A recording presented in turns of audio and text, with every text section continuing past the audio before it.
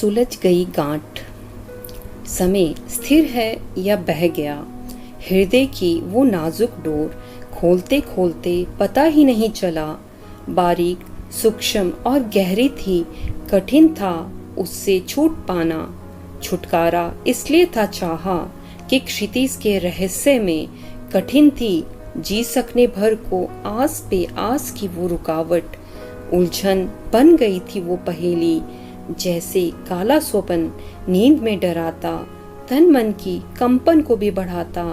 ऐसे में कितना मधुर था लगता, शेष बचा वो स्वप्न।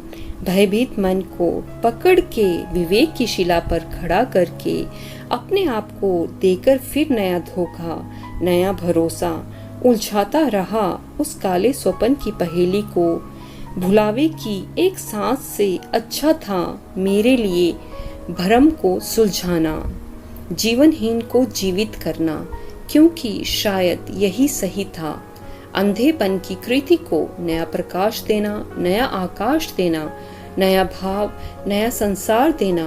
यदि मेरे कारण संभव हो सकती जीने लायक फिर एक बार ये जिंदगी, तो जो जीवन की गंभीरता उसकी गुत्थी में उलझ गए हैं, जीवनहीन हो गए, उनके लिए, उनके हृदय के लिए पहेली सी बनाई। एक नई सुबह, एक नई शाम, एक नई खुशी, यही जीवन की पहेली।